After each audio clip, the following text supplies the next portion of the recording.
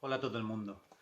Os doy la bienvenida de nuevo a este vídeo del canal El Último Cinéfago y como podéis ver estoy aquí a todo mi alrededor, está empantanado, esto es empantanado de cosas. Es el sótano que he bajado estos días, ya que no se puede salir de casa, pues organizar un poco, a quitar cosas del medio. Y me he encontrado una película en cuestión, porque por ahí en esas cajas de ahí atrás, más en las estanterías tengo un montón de películas, VHS, DVD, Blu-ray, pero no tengo espacio físico arriba donde colocarlo. Así que organizando un poco y demás, pues he encontrado una película y me he acordado que hace unos días, recientemente, hace 3 4 días, falleció lo que es el gran actor Max von Sydow. Ese actor sueco, actor fetiche, ¿no? Del cineasta sueco Ingmar Bergman, ¿no? Que hizo grandes películas con él, como por ejemplo El manantial de la doncella. Hizo también El séptimo sello. Luego hizo también muy buenas películas en Hollywood, sobre todo actuando como secundario, un secundario de lujo. Pues desde El Exorcista, ¿no? Entre el tramo final de esa película, gran película que es El Exorcista, ¿no? Esa gran interpretación que hace lo que es Max von Sydow. También hizo películas como Pelle el Conquistador. Trabajó en otros films como, por ejemplo, Minority Report con Steven Spielberg. También ha trabajado en la franquicia de Star Wars, ¿no? En El despertar de la fuerza, esa película de JJ Abrams. Hizo películas como, no sé si lo he dicho, Pelle el Conquistador, que es una película bastante estimable también. Y ha participado también en esa serie un poco medio regular, ¿no? Bajo mi punto de opinión, que ha sido Juego de Tronos, ¿no? En las últimas temporadas. Bien, pues como homenaje a este gran actor que es Max von Sydow, quiero hablar de una de sus grandes películas. En este caso es una película del año 1980, en la cual él interpreta lo que es uno de los mejores villanos que ha dado lo que es el mundo cinematográfico y por ende, ya que estaba basado en un cómic, el mundo del cómic. Y estoy hablando de ese film, de esa gran producción que fue de Dino De Laurentiis, Flash Gordon, ¿no? Pero para comenzar hablando de Flash Gordon, me gustaría primero hablar lo que es de quien lo creó, que fue un dibujante, ¿no? Y guionista de cómics, como fue Alex Raymond, por allá por los años 30. Y Flash Gordon, por así decir, era una especie de héroe, más que héroe, sí, era un héroe, perdón, héroe porque no era un superhéroe, ¿no? Por así decirlo, no tenía ningún poder sobrenatural ni nada de esto. Era un futbolista norteamericano, de fútbol norteamericano, ¿no? Que se ve envuelto en una serie de circunstancias, en una gran aventura en la cual tiene que pilotar una nave, irse lo que a otro mundo, ¿no? El planeta Mongo, ¿no? Gobernado por el gran Ming el Despiadado, ¿no? Este gran emperador, dictador, que está lo que es pues, lanzando lo que son meteoritos y probando diferentes armas sobre la Tierra. Está provocando lo que son terremotos, incidencias climatológicas muy graves, eh,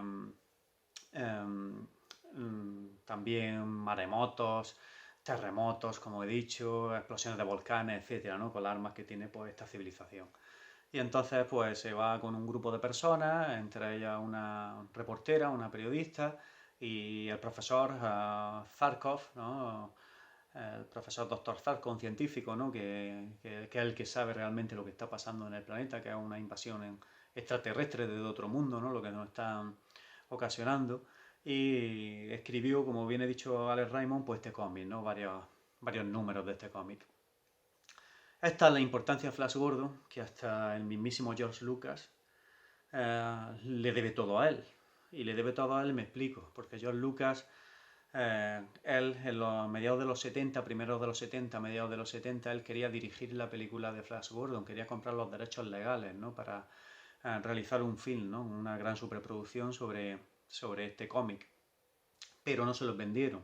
Algo similar a lo que le pasó posteriormente con El Señor de los Anillos, ¿no? Y por eso se sacó de la manga luego posteriormente lo que es la película Willow. Pues aquí pasó algo similar, ¿no? Pero 10 años antes en el tiempo. Es decir, él quería comprar lo que son los derechos legales de Flash Gordon, pero no se los cedieron, no se los vendieron, y entonces él tuvo que inventarse su propio Flash Gordon. ¿Y cómo se inventó su propio Flash Gordon? Pues cogió pinceladas, por decir, ¿no? especie de semiplagio que hizo de una novela que se llamaba La Legión del Espacio y juntó todos estos cómics de Flash Gordon, y de ahí se sacó lo que es el universo Star Wars, ¿no? La primera Star Wars, las que vinieron después y todo lo que son los guiones de esas películas. Luego comentaremos al final del vídeo por qué la analogía que hay entre Flash Gordon y Star Wars, ¿no? Porque si nos paramos lo que es detenidamente a mirar cada uno de los personajes, cada una de las situaciones, los mundos, las naves, incluso lo que es la secuencia, ¿no? De la acción y del desarrollo de la historia, pues muy similar, ¿no? Lo que son a las películas de Star Wars. Bien, pues fijaos si le debemos, ¿no? Lo que es a Alex Raymond y a Flash Gordon, ¿no? Pues bien, rebuscando por ahí he encontrado, antes que nada, lo que es un serial que hizo, que esta fue la primera adaptación cinematográfica que hicieron en Hollywood, ¿no? En los años 30, creo que del 36 al 40, hicieron 12 o 13 episodios, ¿no? Que componían un serial.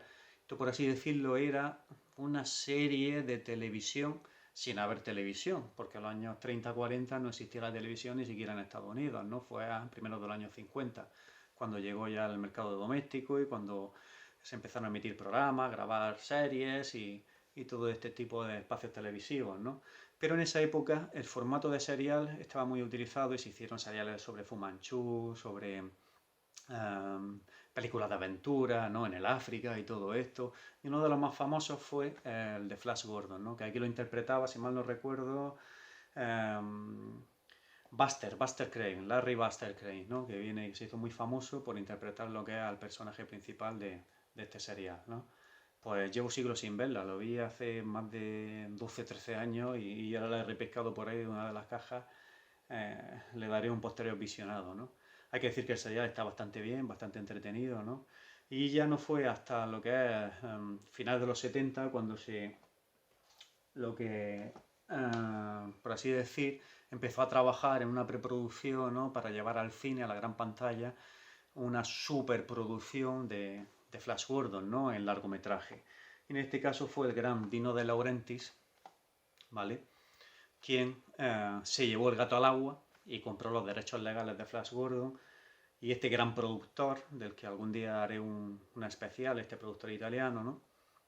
Pues llevó y adaptó lo que es su visión, por así decirlo, porque ahora comentaré por qué es su visión, porque él tenía un importante peso, ¿no? En todas sus producciones, muchas veces por encima de los directores, ¿no? De la producción, como en este caso.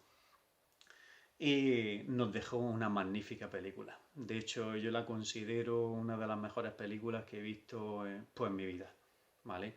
Esta película yo la vi por primera vez en el año 88, cuando la emitieron por televisión. De hecho, ahí atrás tiene que estar en alguna de las cintas esas negras, con las carcasas negras, grabada, que la grabé en el año 88.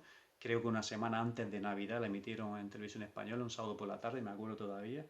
Es más, la grabé y estaba hasta grabados los anuncios, que no la paraba lo que era el VHS para interrumpir el anuncio por si me perdía algo, ¿no? La vi en directo mientras la emitía y la iba grabando. Y quiero recordar que me acuerdo hasta de algunos anuncios que anunciaban de colonia y perfume y todo esto para Navidad, como el Brummel, el Barón Dandy y todo eso. Y sí me acuerdo también de un anuncio muy espectacular que duraba muchos minutos y lo estrenaron ese día, lo inundaron durante todas las Navidades, ¿no? Para las compras y era un anuncio de Sanio. Y estaba grabado ahí, cada vez que la veía, veía el anuncio de Sanio, ¿no? Porque se veía una ciudad con todos los equipos de sonido de Sanio, los vídeos y todo eso, pero acompañado de la música de Jean-Michel Jarre, que era el tema de Equinox, ¿no? Equinoccio. La verdad es que era muy espectacular también el anuncio. La de veces que yo he visto esa cinta y tiene que estar ya carbonizada, creo yo, con el paso de los años y las veces que la pasé por el magnetoscopio, pues tiene que estar ya frita, ¿no? Y hace ya años me hice con la copia en DVD, no la tengo en Blu-ray, solamente en DVD, no descarto comprármela en Blu-ray, lo que pasa es que la edición de imagen que tiene y lo que es el DVD está bastante bien, ¿no? Y, y se ve bastante bien, ¿no? Y sobre todo con los televisores de hoy en día. Y como estaba diciendo, pues Flash Gordon es una gran superproducción, ¿no? Está interpretada por Sanjin Jones, que era un actor desconocido, de hecho había hecho pocas cosas en televisión, creo, y eso, y se le conocía por haber trabajado en reportajes fotográficos para la revista Playgirl, se había desnudado para la revista Playgirl, que es como el Playboy, pero para el sector femenino. Y era un actor con capacidades nulas, pero da el pego totalmente. O sea, yo no me imagino otro Flash Gordon que no sea Sanji Jones, ¿no? Como curiosidad, como anécdota, Sanji Jones es moreno y tiene los ojos marrones. Y tuvo que tintarse el pelo rubio para parecerse a Flash y usar lentes, ¿no? Lo que son lentillas de color azul, que tuvo un montón de problemas con ellas a lo largo de todo el rodaje, le molestaban y todo eso. Pero bueno, luego el rodaje hablaremos sobre él porque fue un auténtico caos. Una de las producciones más atropelladas que ha habido en la historia del cine, ¿no? De esta superproducción. También cuenta dentro del reparto con el gran Max von Sydow, que es lo mejor de toda la función. Ese supervillano, ese Mingel despiadado que hace una interpretación magistral, ¿no? Lo que es Max von Sydow. Totalmente, yo no me imagino otro emperador, déspota, despiadado, dictador, que no sea Max von Sydow. Algún día haré un especial sobre los mejores villanos de la historia del cine y yo creo que este va a estar en una de del podio, ¿no? En una de las posiciones del podio en lo que es Max von Sydow, ¿no? Aquí tenemos lo que en el póster, ¿no? Original con su anillo, ¿no? Y sus cejas arqueadas. Un gran actor, ¿no? Como anécdota también comentar, ahora que me estoy acordando, que ese traje que llevaba, algunos de los trajes que sacaban, sobre todo ese, cuando estaban en el trono del emperador y demás, la dirección, lo que es artística y lo que es de vestuario, pues corrió a cargo lo que es de Danilo Donati, ¿no? Que era por así decir, un director artístico que te había trabajado mucho con Federico Fellini. Y ahora os explicaré por qué nombra a Federico Fellini. Y utilizaba un vestuario muy recargado, una dirección artística muy recargada, ¿no? Que era lo que le daba parte de belleza a lo que es al propio film, ¿no? A muchos lo consideran un poco hortera, pasado de vueltas, muy pop, muy kiss, pero a mí me encanta, ¿vale? Pues ese traje pesaba unos 30 kilos y no podía rodar más de 10 minutos con el traje puesto, lo que es Max von Sydow, ¿no? Esa es otra de las anécdotas y curiosidades que hay que comentar. ¿Qué más actores y actrices participaron? Pues Melody Anderson, que interpretaba lo que era Dale Arden, ¿no? Lo que es la novia de Flash, ¿no? La acompañante y novia de Flash, esa reportera que conoce la Tierra y que luego pues, estrechan lo que es una amistad y una relación posteriormente en el planeta de Mongo. El gran Timothy Dalton. Timothy Dalton, ese actor británico, ese 007, quizá uno de los, el segundo o tercer mejor James Bond bajo mi punto de vista, ¿no? Que ha interpretado lo que es el personaje de 007, ese Timothy Dalton. Hacía de un James Bond violento, frío, asesino, ¿no? Sanguinario, como tiene que ser, ¿no? Y hace aquí del príncipe Barin. Y también Topol, aquel gran actor que salió de la película que lo encumbró, ¿no? Que fue un violinista en el tejado, pues interpreta lo que era el profesor Sarkov, ¿no? Y como no, no me quiero dejar lo que atrás, esa actriz que fue una actriz de final de los 70 y mediados de los 80, muy prolífica en Hollywood y también en el cine europeo, como fue Ornella Muti. Ornella Muti interpreta a la hija de Ming, del emperador Ming. Ornella Muti no puede estar más guapa, más atractiva, más sensual que en esta película. Cuando tú ves este film con 13 años, como lo vi yo, es difícil que se te borre de la cabeza lo que era la princesa Aura, ¿no? Ornella Muti, ¿vale? A cualquier chico o chica de esa edad, ¿no? Pues se queda un poco impactado, ¿no? Con ese despertar de la hormona y demás, pues cuando ves a Ornella Muti te quedas lo que es eclipsado, ¿no? En fin, luego ella trabajó también, ¿en qué película trabajó? En la de James Bond junto con Max von Sydow. Estoy recordando, es que Max von Sydow ahora recuerdo que también hizo un secundario de lujo en Nunca diga nunca jamás, que interpretó al número uno, ¿no? Ernst Stavro Blofeld, ¿no? De Spectra, que hizo un buen trabajo, ¿no? En esa película de James Bond fuera de la franquicia, ¿no? Dirigida por lo que es por Irving Kershner en el año 83. Y con respecto al reparto, pues poco más que añadir, ¿no? Eran estrellas reconocidas de la época, ya que era una superproducción, excepto el protagonista, ¿no? Que se le impuso lo que es a Dino de Laurentiis, que fuese lo que es Sanji Jones, y lo consiguió. Aún así, Sanji Jones hace una buena interpretación, pero hay que decir que parte de esa interpretación no la hizo él. Con esto me explico. ¿Qué quiero decir? Sanji Jones Ponía el cuerpo, el carisma, las escenas de acción, correr para arriba, para abajo, luchar, la sonrisa, pero la gran mayoría de las frases, de los diálogos del guión, se las doblaba un actor que se desconoce qué actor fue de doblaje. Porque Dino de Laurentiis decía que no le gustaba la dicción que tenía, lo que era su voz y cómo entonaba las frases, y casi todas se las dobló.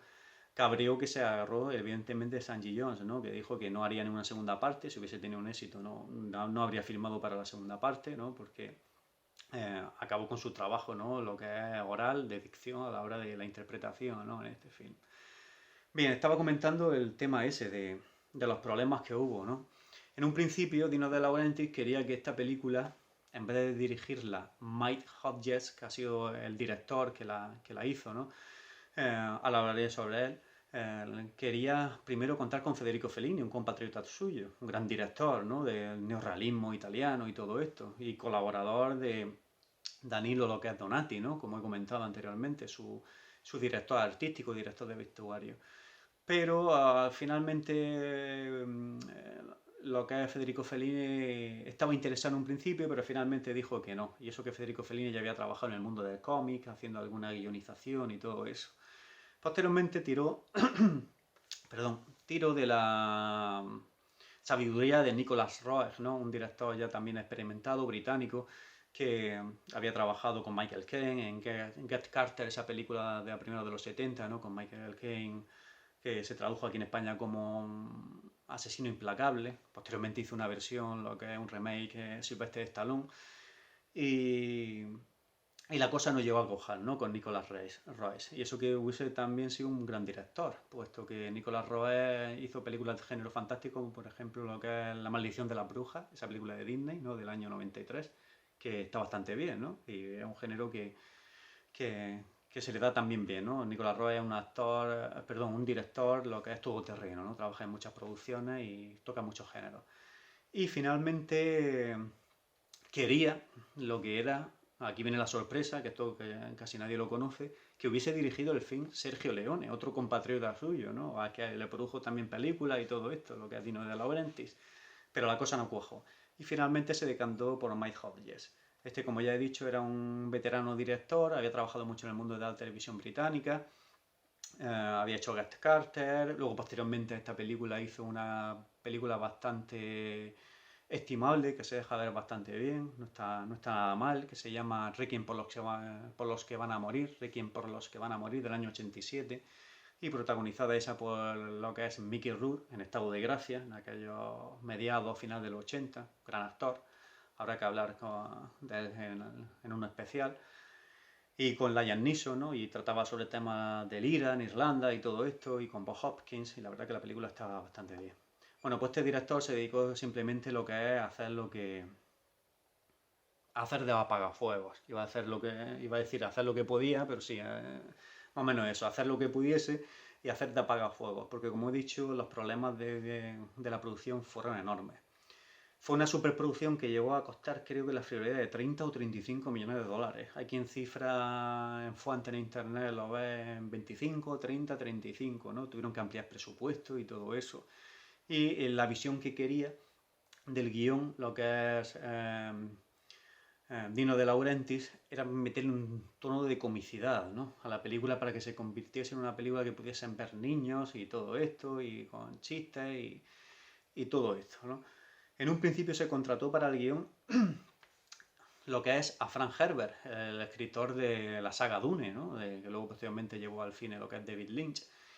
Y este no aparece acreditado, pero sí trabajó en el tratamiento del guión, y posteriormente se lo dio a Lorenzo Semper Jr. Para que metiese estos tonos, lo que es de comedia, de un poco de humor, ¿no? Que era lo que quería, lo que era Dino De Laurentiis, ¿no? Y al final Lorenzo Semper Jr. fue quien firmó el guión de esta película, ¿no? Pero bajo la batuta y la dirección de ese magnate productor como era Dino De Laurentiis. Más cosas sobre la producción. He dicho que tuvo muchos problemas. Entre otras cosas, principalmente estos problemas fueron ocasionados por la mitad del equipo era británico, pero la otra mitad era italiano. Los italianos no hablaban inglés, los británicos no hablaban italiano, no se entendían a la hora de construcción de decorados, de los sets, a la hora de preparar las escenas, preparar los planos. Aquello fue un auténtico caos. Por eso digo que Mike Hodges hacía de apagafuegos y bastante bien que lo hizo, ¿no? Hubo una cantidad de lo que es de problemas, sobre todo de presupuesto. Querían unos decorados más joyas específicos, pero Dino de Laurenti decía que no quería dar más presupuesto. Todos se hicieron en cartón piedra, lo cual le dio un toque muy Kiss y quedó muy bien, ¿no? Y, y así anduvieron lo que es durante 36 meses aproximadamente entre la preproducción y finalización del rodaje, ¿no? Que se llevó hasta comienzos de los años 80. Bien, algunas escenas se tomaron lo que son la fotografía principal, lo que es exterior y todo eso en un aeropuerto en Escocia y el resto fue bajo decorado, ¿no? En Gran Bretaña, en Inglaterra. Encomiable, hay que decir que es la labor del director lo que es de fotografía, ¿no? Que le dio esa tonalidad pastel con esos colores a su vez chillones mezclados con pastel, o sea, una especie de claroscuro, ¿no? Por así decirlo, pero con mucho colorido. Me explico, si miramos el cielo, yo creo que no hay ninguna película de la historia del cine que haya reflejado mejor los cielos del planeta Mongo que se ven, como son esos cielos que se ven en este film, ¿no? Con esos colores pasteles, rojizos, azules, incluso violáceos, amarillos. Son preciosos los cielos, ¿no? Son muy horteras, pero son preciosos, ¿no? Y, y todo eso se debe pues, a Gilbert Taylor, ¿no? Un director de fotografía que previamente había trabajado como director de fotografía en Star Wars, en la primera, ¿no? Una nueva esperanza, el episodio 4. Y también había trabajado en producciones como Teléfono Rojo, Volamos hacia Moscú, de Stanley Kubrick, del 64. Incluso La Profecía de Richard Donner del 77, por lo cual era 77, no, del 76, es La Profecía, la primera parte. Por lo cual era un director de fotografía británico muy experimentado y demás, ¿no? Y le imprimió lo que es su sello, ¿no? A todos esos paisajes, a todos esos distintos planetas que se ven, distintos exteriores, que, que hacen tan atractiva la película, ¿no? Con ese colorido. Y por el otro lado, los grandes decorados y los grandes diseños de vestuario que hizo lo que es Danilo Donati, ¿no? Danilo Donati hizo un vestuario y unos diseños decorados inspirados en sus sensaciones, decía. Él decía que nunca componía lo que era la dirección de vestuario o dirección artística de una película, mirando, leyéndose lo que es el guión o viendo sobre qué trataba el tema, sino que él se metía en la producción y según él sentía, iba componiendo lo que era pues esos escenarios, ¿no? Esos sets de rodaje y sobre todo lo que es ese vestuario que llevan. Y en el vestuario otro apartado que hay que comentar que es espectacular. Muy chillón, muy recargado, muy barroco, con mucho colorido, pero no sería lo mismo esta película sin ese maravilloso vestuario, sobre todo como viste lo que es Mingen el Emperador, ¿no? Con esos trajes tan pesados y tan ornamentados, y sobre todo como viste lo que es a Ornella Muti y a Melody Anderson, ¿no? En la escena de palacio, en las escenas de acción e incluso en las escenas sensuales y eróticas, que es otra de las cosas que me llama la atención de este film. Si en una película de héroes o superhéroes y que tenía la finalidad de hacer mucho dinero en taquilla,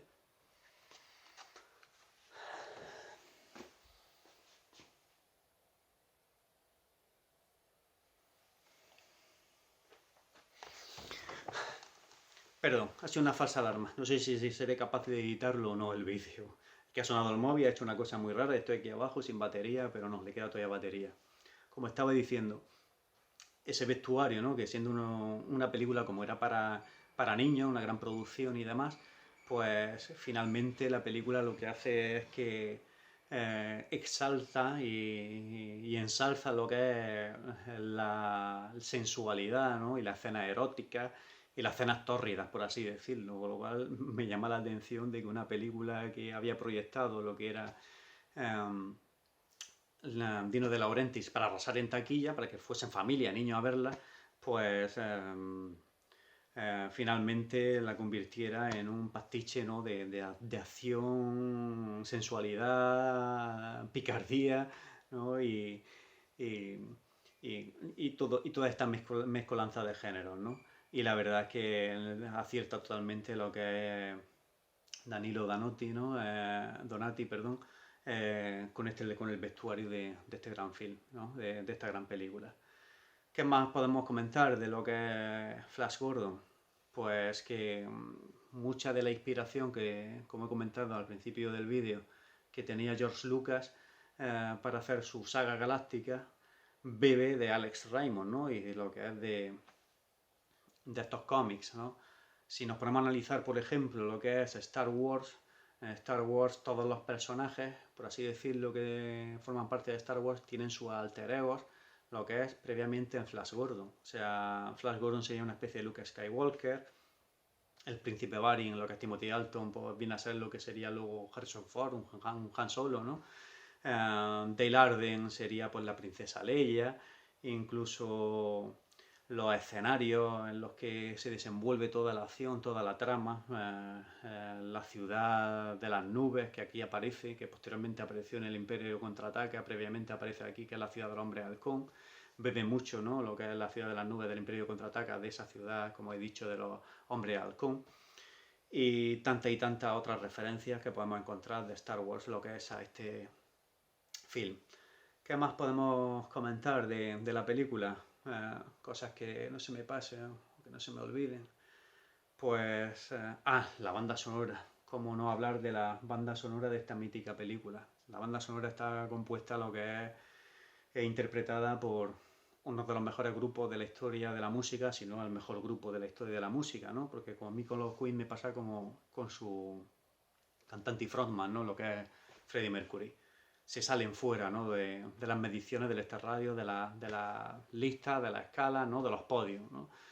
Le encargaron la banda sonora a Queen y hizo un Queen lo que es un trabajo magnífico. Tanto las partes instrumentales, la guitarra de Brian May, con la batería de Roger Taylor, ¿no? Ese bajo John Deacon, esos sintetizadores que en esa época sí tocaban y metían mucho sintetizador y daban una atmósfera increíble lo que es al fin. Y luego Freddie Mercury, lo que es Freddie Mercury, pues estaba lo que es en su máximo nivel de estrella. Estamos hablando del año 80. Del año 80 al año 84, 85, Freddie Mercury fue lo más grande, ¿no? Que había sobre la faz de la Tierra. Y aquí en las partes vocales, ¿no? En canciones como la propia que le da título, ¿no? Lo que es al film también, la de Flash Gordon. ¿Quién no se acuerda de ese Flash, ¿no? Pero superior es desde mi punto de vista, la canción que toca luego finalmente. Esa canción que sale en los títulos de crédito, que se llama The Hero, que es también lo que es interpretada por Freddie Mercury, ¿no? Y con los miembros, el resto de miembros de Queen, ¿no? Haciendo lo que es la música, es espectacular. Quizás sea uno de los mejores 5 o 6 temas de rock, lo que es de rock duro que tiene Queen, ¿vale? El de Hero. Poco más que añadir en lo que es el apartado técnico de esta película. Como ya he dicho, tuvo muchos problemas a la hora de rodarse y se llevó a la cuota de 30-35 millones de dólares, lo que es la producción. Y cuando se estrenó en cine en el año 80, pues solamente recaudó unos 27 millones de dólares, por lo cual fue un fracaso comercial. De hecho, ya no hubo segunda parte, porque habían dejado la película con un final abierto tras los títulos de crédito, ¿no? Esta fue una de las primeras películas en poner las escenas post títulos de crédito antes que todos los Vengadores, esto y todo el universo Marvel y toda esta historia, ¿no? En la cual no la voy a revelar por si no la habéis visto, pero hay una escena interesante una vez que acaban lo que es los títulos de crédito con esa canción de Queen de Hero. Y finalmente, hay que decir pues que con el paso de los años se ha convertido en una film de culto, una película de culto, y ha seguido generando dinero, sobre todo la edición en VHS, en los videoclubs, pases por televisión, DVD y demás, y es una película que aprecia mucho lo que es el fan del cine fantástico, el cine de ciencia ficción y el cine este de género, ¿no? ¿Qué más cosas comentar sobre Flash Gordon? Pues que en los últimos años Hollywood está empezando a hacer lo que es una especie de remake o reboot, ojalá la cosa no cuaje, no se atreva, ¿vale? Porque yo creo que me seguiré quedando con esta, por muy bueno que sea el reboot, el remake o la nueva versión que vayan a hacer de este gran film. Como curiosidad, me estoy acordando que esta película yo no la vi en el cine en su época, porque yo era muy pequeñito, estamos hablando del año 80, pero lo que recuerdo es que cuando mis padres cambiaron de casa, se compraron una casa, nosotros vivíamos en un piso de alquiler, y nos fuimos a lo que era una casa mucho más grande, era un chalet con una parcela de jardín y todo eso. y fue previo al verano del 80. Y yo recuerdo que había unos pastelitos, unos fosquitos aquí en España que se comercializaban, que era un pastelito de chocolate y siempre llevaban unos cromos, o llevaban lo que eran unas pegatinas o unas cartulinas, ¿no? Con personajes de dibujos, de películas y todo eso. Y en aquellos años se ve que promocionaban lo que era la película Flash Gordon. Y recuerdo tener conciencia de haber visto esos cromos del palacio, ¿no? De Mija el Emperador, el planeta de Mongo, se veía también a Ornella Muti en una escena, lo que es la princesa Aura, Flash también, con el sable, ¿no? Como sale en la película. Y tenía pues, 10, 12 cromos, ¿no? De los pastelitos que me había comido. Y los miraba yo una y otra y otra y otra vez. Y me gustaban aquellos cromos, por el colorido que tenía y demás. Pero claro, no vi la película en ese año. Lo que sí recuerdo es que jugaba mucho en plena mudanza, cuando compramos la casa, pues había muchos muebles de la familia que vivía allí anteriormente, que los dejaron ahí unos días hasta que se los llevaban, ¿no?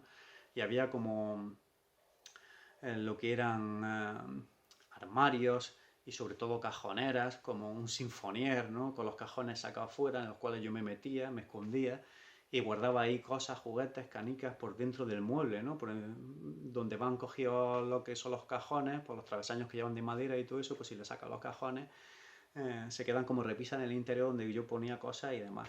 Y recuerdo que coloqué ahí y escondí ahí lo que son los cómics y de un día para otro fui a jugar y ya se habían llevado lo que es ese mueble y perdí todos los cómics más todos los juguetes que tenía en ese armario, en ese sinfonier, ¿no? En esa cómoda, en lo que era escondido. Y ahora me estoy acordando de ese verano. Me acuerdo hasta el olor que tenía el verano del año 80, ¿no? En aquella casa. Bueno, para finalizar, que veáis la película si no la habéis visto. Y si la habéis visto, pues que la recuperéis otra vez, ¿no? Antes de que llegue Hollywood y no la fastidie con otra superproducción de estas a las que nos tiene acostumbrados los últimos años, tirando lo que es de películas anteriores y reventando los guiones y reventando la historia y empobreciendo lo que es a dichos films, ¿no? Pues nada, con esto ya me despido y nos vemos en el siguiente vídeo. Hasta luego.